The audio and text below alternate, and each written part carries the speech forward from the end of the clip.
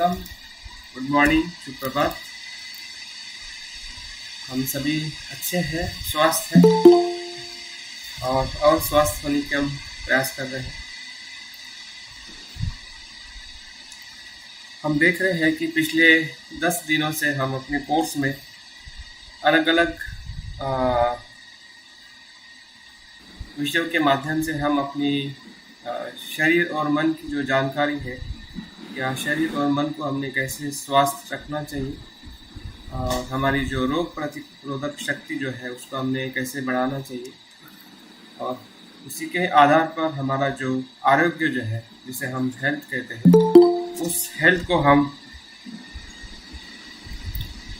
बना सकते हैं या हमारे शरीर के प्रति हम ज़्यादा निरोगी होने का अनुभव हम कर सकते हैं। हमारा आरोग्य और हमारा रोग दोनों का आधार हमारा मन और हमारा शरीर है। मुझे लगता है कि इसके बारे में हम थोड़ा और सजग हो रहे हैं। इसके पहले भी हम सजग तो थे, लेकिन हमारी जो सजगता है, हमारी स्मृति धीरे धीरे बढ़ते जा रही है और हम जान पा रहे हैं कि हमारा जो शरीर का या मन का स्वास्थ्य ही या संतुलन कह सकते हैं, जो संतुलन बनाने के लिए हमें तीनों आहारों की ज़रूरत है। एक तो हमारा भौतिक आहार जो हम भोजन के माध्यम से लेते हैं, दूसरा आहार हमारा विचारों भावनाओं का आहार जो हमारे मन के माध्यम से हम लेते हैं, और शरीर को और एक महत्वपूर्ण आहार की निरंतर ज़रूरत होती है जिसे हम हवा कहते हैं, ऑक्सीजन कहते हैं। तो श्वास ये अपने आप में हमारे शरीर का महत्वपूर्ण आहार है कि जो निरंतर हम लेते हैं और छोड़ते हैं। तो इस प्रकार से तीनों आहारों को हमने स्रोत को हमने पहचानना चाहिए और मुझे विश्वास है और मैं यकीन कर रहा हूँ कि आप लोग इस प्रकार से अपने जीवन का जो तीनों प्रकार का संतुलन है, भोजन, आचार विचार और हमारी सांसें के प्रति सजग होना, जिसे हम आनापानासति कहते हैं, ये क्षण प्रतीक्षण चलने वाली प्रक्रिया है जो हमारे इस आज के कोरोना वायरस के साथ लड़ने के लिए और उसके भय से भी लड़ने के लिए हमें ये विधि है जो बुद्ध ने 2500 साल पहले खोज के हमें दी हुई है। और इसी का नियंत्रण जो करता है हमारा ब्रेन, मस्तिष्क। तो आज का विषय थोड़ा हम संक्षिप्त में देखेंगे कि ब्रेन, जिसे हम मस्तिष्क कहते हैं या दूसरी भाषा में हम मेंदु भी कहते हैं, ये किस प्रकार से हमारे जीवन में केंद्रवर्ती है और हमारी सभी जो आवश्यक जो हमारे शरीर के जो कार्य हैं, विशेषतः सांस लेना, दिल की धड़कन है, डाइजेशन है, शरीर के संतुलन है, मूवमेंट है, जैसे कि हम बैठे हैं, ये अपने आप अपनी जो शरीर की प्रक्रिया है, हमारी सोच है, हमारे विचार है, हमारी कल्पनाएं हैं, भावनाएं हैं, इन सभी बातों के साथ जुड़ा हुआ हमारा जो मस्तिष्क है वो क्या है। क्योंकि मैं कोई न्यूरोलॉजिस्ट नहीं हूँ, लेकिन फिर भी मैं जानने की कोशिश कर रहा हूँ कि ये हमारा शरीर ही अपने आप में एक सबसे बड़ी प्रयोगशाला है। और उस लेबोरेटरी में, प्रयोगशाला में हमने हमेशा अपने आवश्यकता के अनुसार अपने शरीर को जानने की हमारी जिज्ञासा जो है वो निरंतर हमने बना के रखनी चाहिए और उसके माध्यम से ही हम अपने शरीर के प्रति हम और ज़्यादा सजग हो सकते हैं। तो मस्तिष्क भी एक बहुत ही महत्वपूर्ण और ऐसा कह सकते केंद्रवर्ती, अगर हम बैठे हैं, हमारी जो शरीर की जो प्रक्रिया अपने आप कुछ चल रही है, बोलने के लिए हमें प्रयास करना होता है, लेकिन उसके भीतर जो प्रक्रिया चलती है, डाइजेशन है, जिसे हम कह सकते कि ऑटोमेटिक जो क्रिया जो है हमारे शरीर में घटित हो रही है सुचारू रूप से, तो वो कहीं ना कहीं पूरी तरह से मस्तिष्क के साथ में उसका नियंत्रण होता है।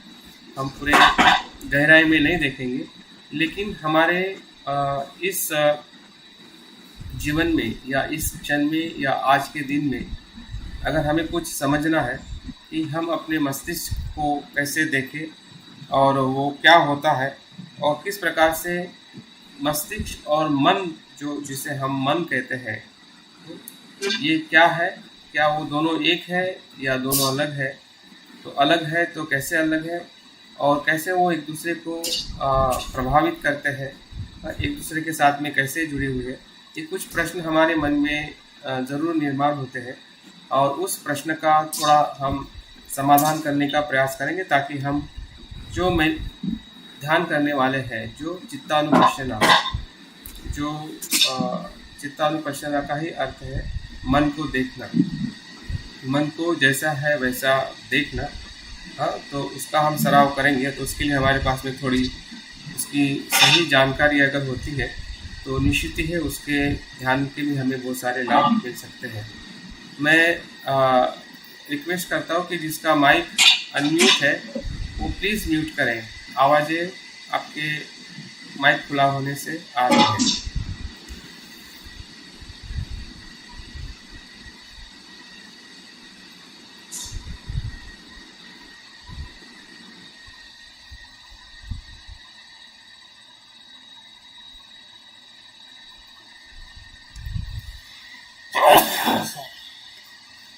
चलो देखते हैं कि ब्रेन का जो सबसे पहले हम देखते हैं कि उसका वजन क्या है और उसका कार्य क्या है और कितने प्रकार, कितने हिस्सों में वो बटा जाता है।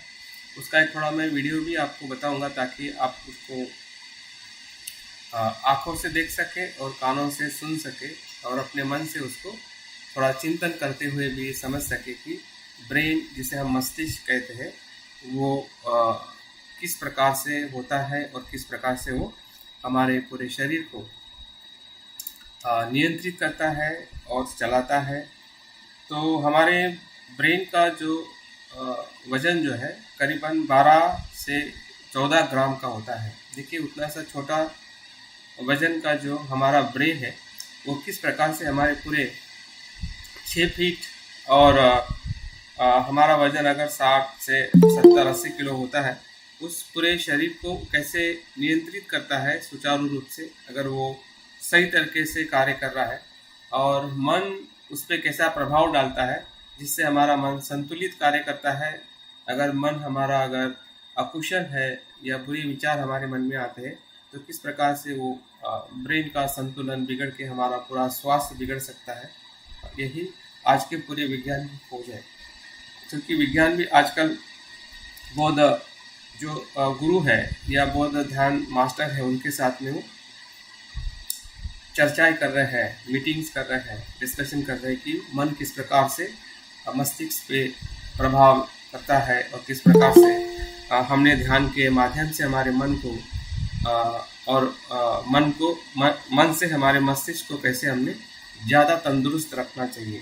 क्योंकि मन जितना तंदुरुस्त होगा उतना ही हमारा मस्तिष्क तंदुरुस्त होगा, और मस्तिष्क जितना तंदुरुस्त होगा उतना ही हमारा स्वास्थ्य जो है उसके स्वास्थ्य भी हमारा काफ़ी सुखद और हेल्दी हो सकता है। तो ब्रेन का जो कार्य जो है विशेषता, वो मुख्य कार्य में हमें जो ज्ञान मिलता है, जो हम सुन रहे हैं और जो समझ रहे हैं, वो उसका महत्वपूर्ण कार्य है।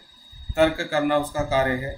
स्मरण, जो हम स्मरण शक्ति जिसे कहते हैं, वो उसका कार्य है। विचार करना है, निर्णय लेना है, और हमारा पूरा पर्सनालिटी जो है, व्यक्तित्व को निर्माण करना भी, या उसकी जो प्रक्रिया के साथ में हमारे बिहेवियर्स है, हमारे अंडरस्टैंडिंग है, या हमारे शरीर के साथ में पूरी तरह से वो जो ऑटोमेटिक जो हमारी सिस्टम जो है, विशेषता डाइजेशन सिस्टम है, रिस्पायरेशन सिस्टम है, सर्कुलेशन सिस्टम है, या मैसेजेस को, जैसे कि आप सुन रहे हैं, उसका मैसेज पूरे शरीर की तरफ, अगर कुछ बुरा सुन रहे हैं तो पूरे शरीर में किस प्रकार से उसका रिएक्शन होता है, और कुछ आप अच्छा देख रहे हैं तो उसके पूरे शरीर में कैसा उसका पॉजिटिव और नेगेटिव रिएक्शन होता है। ये सभी जो संवेदनाएं जो है या मैसेज भेजने का जो कार्य जो है, वो हमारे नर्वस सिस्टम और उसके अंदर जो ब्रेन जो है, वो ब्रेन के खास होने की वजह से वो कार्यान्वित होता है।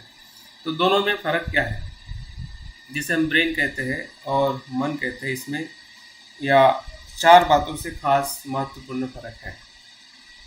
तो पहला फर्क ये है, जिसे हम मस्तिष्क से कहते हैं, वो फिजिकली फॉर्म में है। उसको फिजिकल फॉर्म है, जो हमें सभी को पता है, भले हमने प्रत्यक्ष में नहीं देखा होगा, लेकिन चित्रों के माध्यम से भी हमने उसको देखा है कि वो मस्तिष्क का जो रूप है, या कह सकते हैं कि उसका एग्जिस्टेंस है, वो फिजिकल है, जबकि मन का स्वरूप जो है वो मेंटल है, नॉन फिजिकल है। तो एक बात से हमें थोड़ा फर्क होते हुए हमने समझना चाहिए।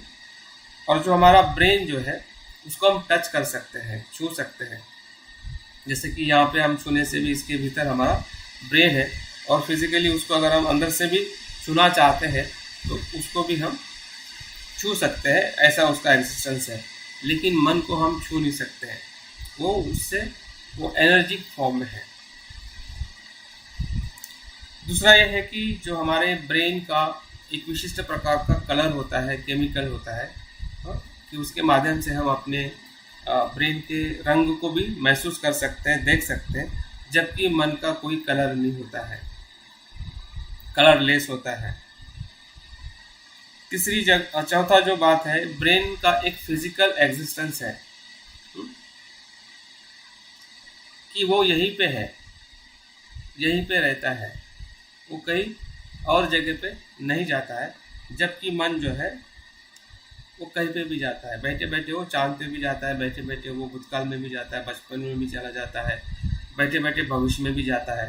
तो वो जो मन का जो फर्क है, हमने इन बातों को ध्यान में रखते हुए, क्योंकि हम मन के माध्यम से हम अपने मस्तिष्क को संतुलित, स्ट्रॉन्ग करते हुए उसकी जो कार्य पद्धति है उसका हम ज़्यादा से ज़्यादा इस्तेमाल करने वाले हैं।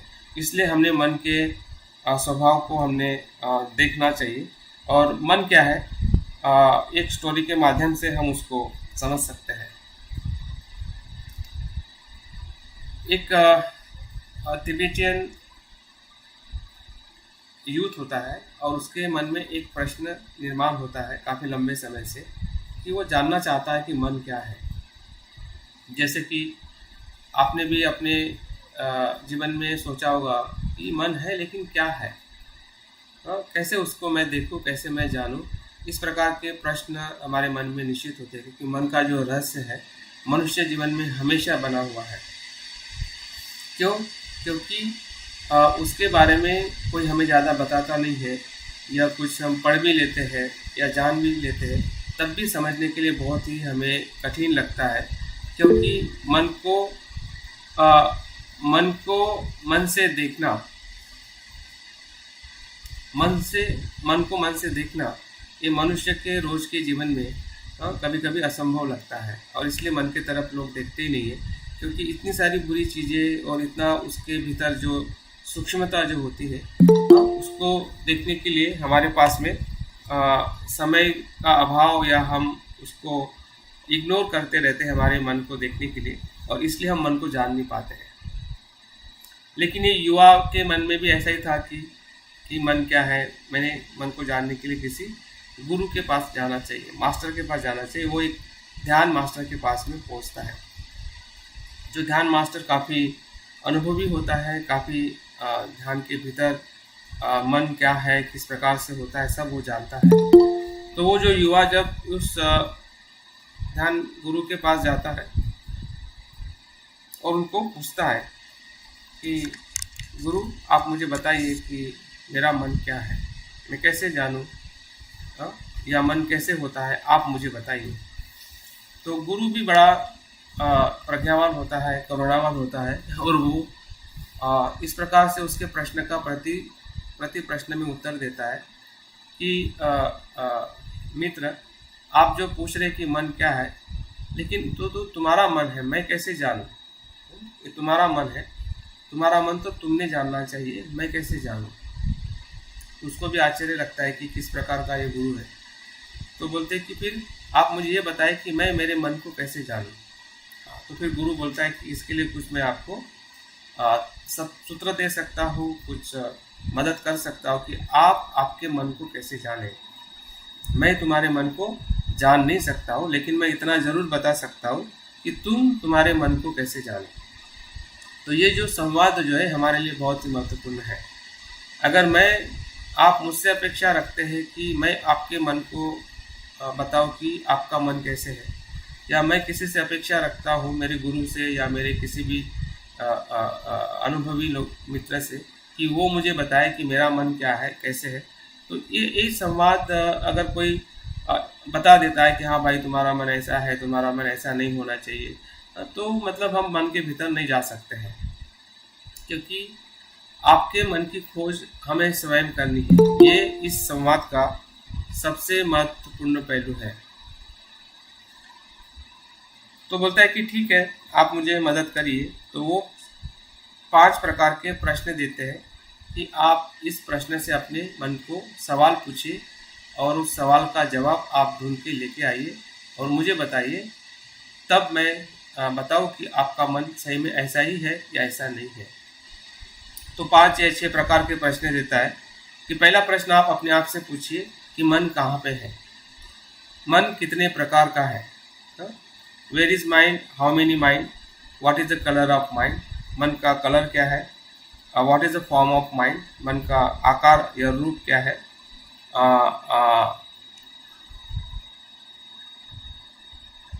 और what is the taste of mind, मन का स्वाद क्या है। जिस प्रकार से हम अपने किसी भी सामान्य चीज़ों के लिए हम प्रश्न पूछते हैं, तो वैसे ही ये प्रश्न आप अपने मन के बारे में पूछिए और जानिए कि मन क्या है। तो लड़का जंगल में जाके पेड़ के नीचे बैठकर वो एक एक प्रश्न को एक एक दिन, एक एक हफ्ता तक पूछता है और धीरे धीरे उसको सभी प्रश्न के जवाब मिलते हैं कि मन क्या है और कैसे है, अपने स्वयं के अनुभव से। और वो सभी अनुभव, वो जानकारी, वो सभी मन के बारे में जानते हुए 2 या 3 महीने के बाद वो अपने गुरु के पास आता है और गुरु को बताता है कि मैंने अपने मन को जान लिया है और आपने जो प्रश्न पूछे थे उसके सभी के जवाब मुझे मिले हैं। तो गुरु पूछता है कि बताइए मन क्या है। तो ये प्रश्न, जब मन क्या है ये प्रश्न पूछता है, तो युवा बताता है कि गुरु, मन कुछ नहीं है, माइंड इज नथिंग। इस अर्थ का मतलब ये है कि माइंड का कोई स्वरूप नहीं कि उसको हम इंडिकेट करें कि ये पेन है, मोबाइल है, ऐसी कोई चीज़ नहीं है, वो एनर्जी है, इसलिए उसको नथिंग कहते हैं। उस प्रकार से मन की वो परिभाषा करता है। मन कहाँ है, वेयर इज माइंड। तो उसका जवाब वो देता है कि गुरुजी, मन जो है एवरीवेयर, इनसाइड एंड आउटसाइड। कभी कभी हमें लगता है कि मन सिर्फ शरीर में होता है, लेकिन शरीर के साथ होने के साथ साथ वो बाहर भी होता है, वो बाहर भी जाता है, बाहर भी रहता है और अंदर भी रहता है। मन का जो स्वभाव जो है वो अंदर भी है और बाहर है। हाउ मेनी माइंड, मन कितने प्रकार का है, तो बताता है कि mind is one and mind is many.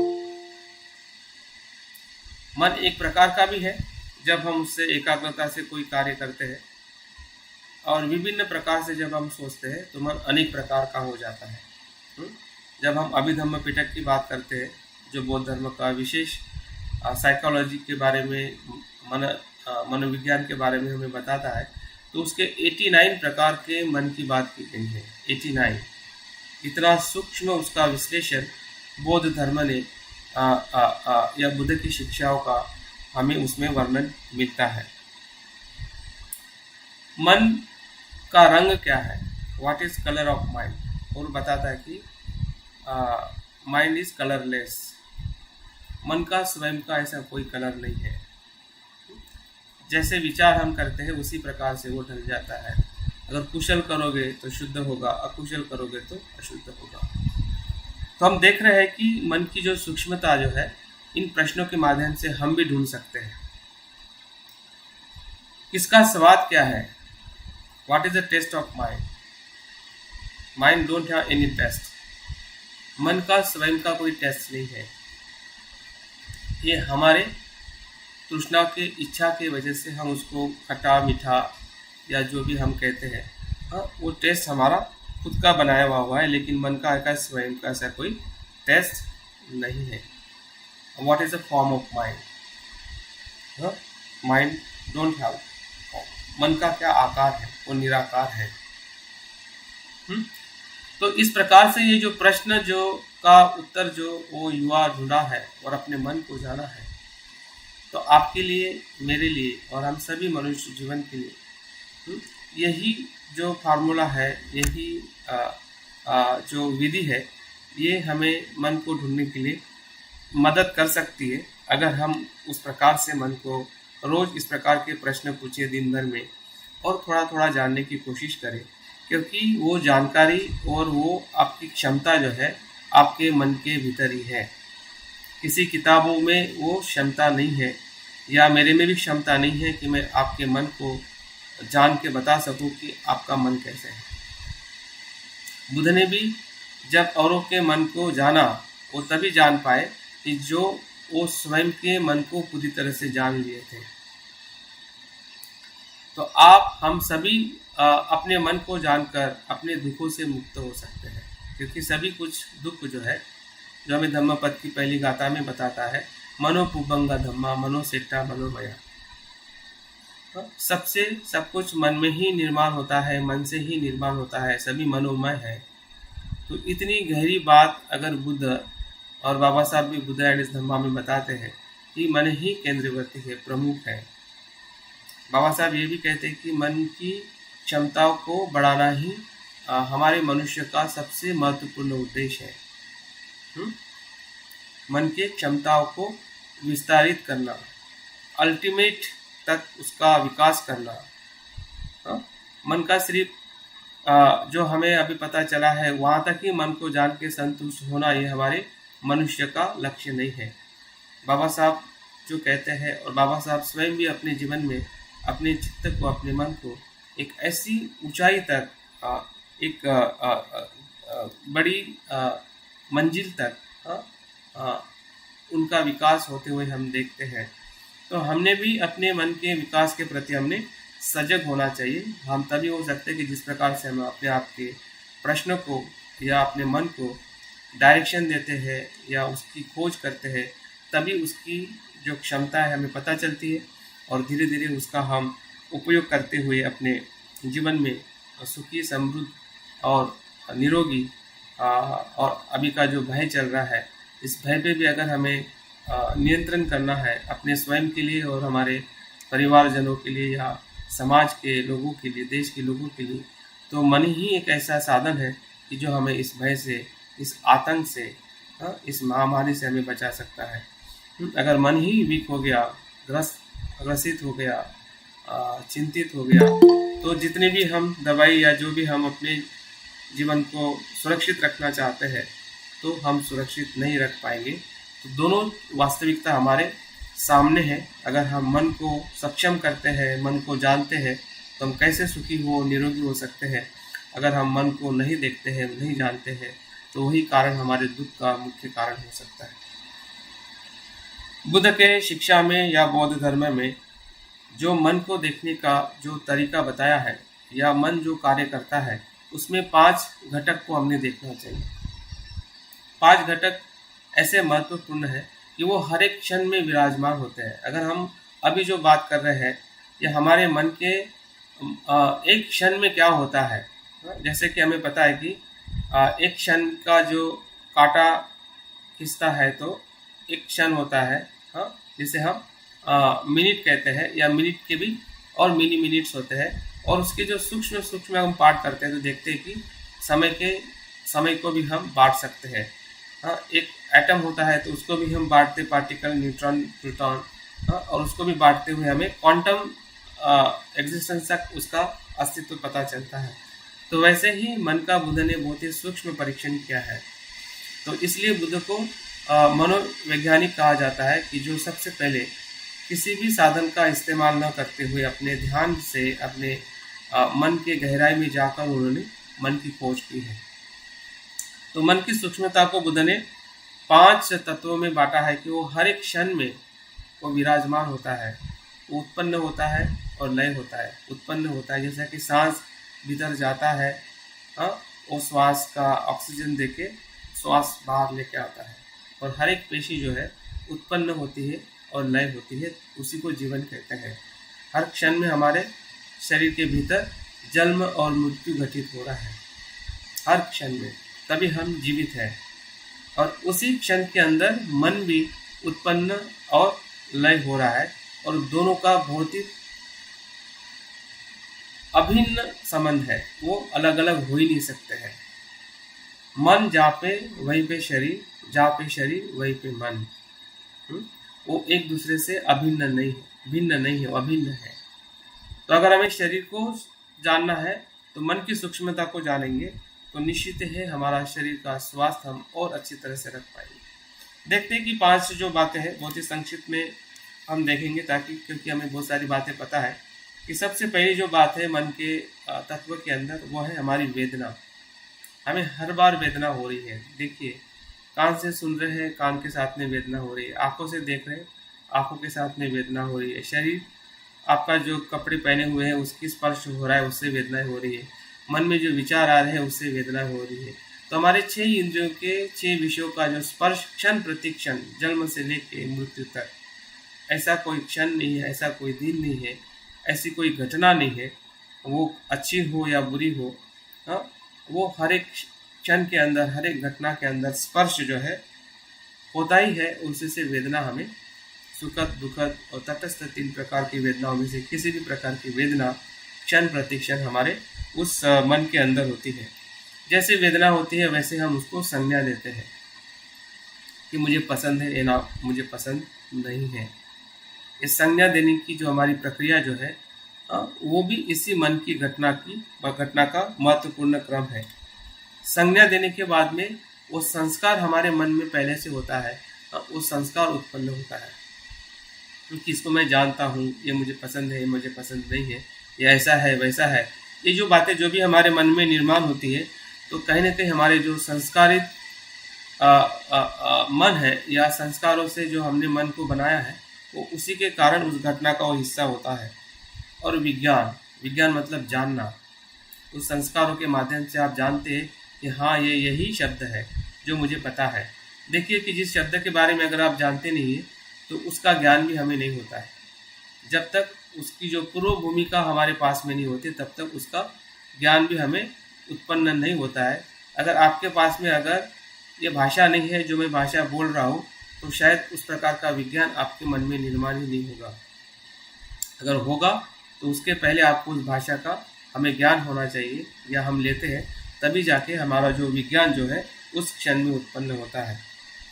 और विज्ञान उत्पन्न होने से हम उस मनस्कार को निर्माण करते हैं कि वो घटना के साथ हम चले जाते हैं, एक रूप हो जाते हैं। तो ये 5 जो घटनाएं हैं, वेदना, संज्ञा, संस्कार, विज्ञान और मनस्कार, ये प्रति क्षण ये घटित होती है। एक ये जो हमारी मन की जो सूक्ष्म जो अवस्था है, उसके अंदर इन 5 घटना का सूक्ष्म स्वरूप निरंतर उत्पन्न होता है। क्षण प्रति क्षण उत्पन्न होकर लय होता है, लय होकर फिर से उत्पन्न होता है, फिर से लय होता है, फिर से उत्पन्न होता है। कि जैसे कि लहरें जो आती जाती है समंदर में, एक के बाद एक के बाद एक, उसमें किसी प्रकार की भी विभाजन नहीं होता है। क्षण प्रति क्षण उस लहरे को हम देखते हैं। उसी प्रकार से हमारे मन के अंदर भी जो लहरें आ रही है, इसी ही 5 बातों का संकलन होते हुए, और इसलिए बुद्ध कहते हैं कि हमारा जो मन जो है वो नित्य नहीं है, वो एक चीज़ से बना नहीं, जिसे आत्मा कहते हैं। हाँ, जो कटने से कटती नहीं है, मरने से मरती नहीं है, हाँ, वो हमेशा अंदर भी रहती है, बाहर भी रहती है। इस प्रकार से जो गलत धारणा से हम अपने मन को आत्मभावी देखते हैं, वही आत्मा भाव जो है हमारे दुख का सबसे बड़ा कारण है। 5वां घटक क्या होता है? 5वां मनस्कार मतलब विल पावर। उस वस्तु के साथ में हमें ले जाता है, मतलब उसके साथ में एक्शन कराता है। अगर कुशल है तो कुशल ऑब्जेक्ट के साथ चला जाएगा, अगर अकुशल है अकुशल ऑब्जेक्ट घटना के साथ में चला जाएगा। और यही हो रहा है कि आप सुन रहे हैं, एक मनस्कार निर्माण हो रहा है, और वो मनस्कार के अंदर सब कुछ ये घटना घटित हो जाती है। वेदना है, संज्ञा है, संस्कार है, और वो आपका स्रोत विज्ञान है। जैसे वो विज्ञान मनस्कार के साथ में मेरी बात को आप सुन रहे हैं, उसके साथ में एकरूप हो रहे हैं, या उसको आप ग्रहण कर रहे हैं, परसीव कर रहे हैं। और परसीव ही करते हैं उतना ही हमें पता चलता है, उसके पहले की प्रक्रिया हम नहीं जानते हैं। तो इस घटक के माध्यम से हम जान सकते हैं कि जो मैं परसीव कर रहा हूँ, कोई न्यूज़ में परसीव कर रहा हूँ, कोई भी कोरोना की हो, या आंखों से मैं देख रहा हूँ, या मैं भोजन ले रहा हूँ, परसीव कर रहा हूँ, ग्रहण कर रहा हूँ, तो ग्रहण करना ही उतना ही हमें पता चलता है, उसके पहले की जो घटक है वो पता नहीं चलते हैं। और हमें कहाँ पे काम करना चाहिए, कैसे वेदना को हमें बदलना चाहिए, या किस प्रकार से बदलाव हो रहा है, वो हमें कुछ भी समझ में नहीं आता। हमें लगता है कि जो दिख रहा है, जो सुनाई दे रहा है, वही सच है, जबकि वो सच के पीछे जो कारण है या उसका जो तत्व है वो हम गहराई से नहीं देखते हैं। इसलिए ही हमें ऐसा लगता है कि हमारी जो भावना है, चिंता है, भय है, वो कैसे बदले जाए। उसको हम आत्मभावी देखते हैं कि ये मेरे जीवन में आ गया तो ऐसे ही रहेगा, क्योंकि वो आत्मभाव जो है वो हमें गुमराह करता है, जबकि वो है नहीं, लेकिन वो निर्माण होता है। इसे डिल्यूशन, इल्यूशन कहते हैं। जैसे कि आप चलते चलते अंधेरे में जब आप देखते हैं, एक डोरी होती है, रस्सी होती है, और आपको लगता है कि सांप है, तो सांप के आपके मन के अंदर वो एक प्रकार का भ्रम निर्माण हुआ है, जबकि वो सांप नहीं है। तो इसी प्रकार से हर क्षण में हम भ्रमित मन से हर चीज़ ले रहे हैं। क्यों ले रहे हैं? क्योंकि हमें पता नहीं है कि वो प्रक्रिया के अंदर क्या घटित हो रहा है। हमारे उस भ्रम के भीतर जो सच्चाई है, उसमें भ्रम है ही नहीं, क्योंकि वो भ्रम एक हमारा निर्माण किया हुआ जाल है। सत्यता में वो अनित्य है, सत्यता में वो क्या है? प्रक्रिया है। और जब हम प्रक्रिया को देखते हैं तो भ्रम क्या हो जाता है? अपने आप नष्ट हो जाता है। और भ्रम जहाँ पे नष्ट हो गया तो समझ जाइए कि वहाँ पे किसी भी प्रकार की जो चिंता, भय या जो भी बुरी बातें हैं, लोभ, द्वेष, मोह, जिससे हम हमेशा दुखी होते हैं, हमारे दुख को हमें और ज़्यादा बढ़ाने के लिए वो हमेशा हमें प्रभावित करते हैं, तो उससे हम धीरे धीरे मुक्त हो सकते हैं। और बुद्ध की यही शिक्षा है कि वही मन है जो मन हमें दुखी करता है, और वही मन है कि वो हमें सुखी कर सकता है, अगर उसको हम पूरे स्वभाव के साथ जानने के लिए अपनी ध्यान साधना को, अपने मन को तैयार करें। मन को देखने की तैयारी करना ही धम्म जीवन है। भले हमारा मन कितना भी बुरा हो, कितना भी भय, चिंता हो, फिर भी हम उसको देख के ही उससे मुक्त हो सकते हैं। दूसरा कोई मार्ग नहीं है कि वो हमें अपने आप हमें कोई भय से मुक्त करेगा, चिंता से मुक्त करेगा, दुख से मुक्त करेगा। ऐसी कोई दवाई संसार में बनी नहीं है, ऐसी कोई जगह नहीं है, ऐसा कोई व्यक्ति नहीं है कि जो आपको या मुझे इस भय और चिंता से मुक्त कर सकता है। अगर ऐसा होता तो शायद सभी लोग दुख से और भय से मुक्त हो जाते हैं। अगर नहीं है, इसलिए ही बुद्ध की जो बात है वो हमारे लिए अनुकूल है। तो बुद्ध ने बताया है कि वो आपको ही आपके ही प्रयास से उस भय से भीतर जाना पड़ेगा, और देखो कि भय जो है, भय वहाँ पे है ही नहीं, वो तो भ्रम था। भ्रम इसलिए लगेगा क्योंकि जब हम अपने मन के स्वभाव को देखेंगे कि मन का स्वभाव ऐसा नहीं है जैसा हम सोचते थे। सोचते थे कि दुख हमेशा ऐसे ही रहेगा, लेकिन दुख का स्वभाव अनित्य है, अनात्म है, किसी चीज़ से बन रहा है। अगर उस प्रक्रिया को हम ध्यान से, जागृति से देखेंगे तो वो भय और दुख बनेगा ही नहीं। उसी को निरोध कहते हैं, उसी को निर्वाण कहते हैं, उसी को शांति कहते हैं। शांति तभी हमारे भीतर में आती है कि हम सजगता से चीज़ों को देखते हैं। शांति कोई चीज़ नहीं है, या मार्केट में जाओगे, डॉक्टर को बोलोगे कि मुझे शांति दे दो, मुझे सुख दे दो, या मुझे आरोग्य दे दो, किसी के पास कुछ नहीं है। लेकिन हम वही चाहते हैं, हमें वही लगता है कि मेरे पास ये होगा, मेरे पास वो होगा, ये नहीं होगा, वो नहीं होगा, एक लूँगा, वो करूँगा तो मैं सुख शांति से रह सकता हूँ। लेकिन ऐसा किसी के साथ में अभी तक तो नहीं हुआ है, ना हमारे साथ में होने वाला है। बुद्ध ने इसी सत्य को खोजा है, और इसी को हमें ध्यान के माध्यम से बताया है और आज का मनोविज्ञान भी इसी प्रकार से खोज कर रहा है। सिर्फ बुद्ध की बात 2500 साल पहले हमें लगता है कि आज कैसे उसको देखें, तो आज का मनोविज्ञान भी मन को इसी प्रकार से बताता है कि हमारा मन जो है सिर्फ जागरूक 5% है, उसका भीतरी 95% अजागरूक है। जिस प्रकार से पर्वत हमें दिखने में बहुत बड़ा दिखाई देता है, लेकिन उसका जो 3 गुना या 10 गुना उसका जो पहाड़ जो है पर्वत है भीतर होता है। इसी प्रकार से जो हम अपने सुख को दुख को देख रहे हैं वो सिर्फ 5% के ज्ञान से ही देख रहे हैं। इसका मतलब वो अधूरा है। जो हम अपने दुख को सुख को देख रहे हैं वो अधूरा ज्ञान है। पूरा ज्ञान हमें तब मिलेगा कि हम भीतरी मन को देखकर उसको परिवर्तन करने के लिए कोई साधना या किस प्रकार का ध्यान या अभ्यास या बुद्ध की शिक्षा का अगर हम चिंतन अनुसरण करते हैं तभी हम भीतरी मन को परिवर्तित कर सकते हैं। और परिवर्तन ही बुद्ध की शिक्षा का सबसे महत्वपूर्ण पहलू है। और परिवर्तन का अर्थ है जैसा कि पानी एक क्षण में या 2 क्षण में वही पानी का प्रवाह नहीं होता है, वैसे ही हमारा शरीर और वैसे ही हमारा मन। अभी भय आ गया है तो वो भय दूसरे क्षण में नहीं है, लेकिन हम उसको नित्य मानने की वजह से वो भय हमेशा वहाँ पे एक राक्षस की तरह, एक भूत की तरह हमेशा वहाँ पे अस्तित्व में आ जाता है, जबकि वो चला गया। उस क्षण में जो भय आया था, चिंता आई थी, वो चली गई। अगर हम अनित्यता को देखते हैं तो वहाँ पे भय हो ही नहीं सकता। भय वहीं पे होता है कि जब हम अनित्यता को नित्य भाव से देखते हैं कि नहीं वो तो मेरा है, हाँ, या मैं उसको ऐसा नहीं चाहता था, ऐसा होना चाहिए। जबकि चाहना और पकड़ के रखना ये अनित्यता में संभव बिल्कुल नहीं है। आप शरीर के श्वास को भी पकड़ के रख नहीं सकते कि नहीं मेरा ऑक्सीजन लेना अच्छा है तो ऑक्सीजन लेके रखूँ और उसको छोड़ो ही नहीं, हाँ, तो हम वहीं पे मृत्यु हो सकते हैं। तो शरीर का श्वास लेना और बाहर जाना, दोनों प्रक्रिया जो है वो आपके शरीर की अति आवश्यक है। वैसे ही मन के स्वभाव को या अनित्यता को देखने के लिए बुद्ध ने हमें बताया है।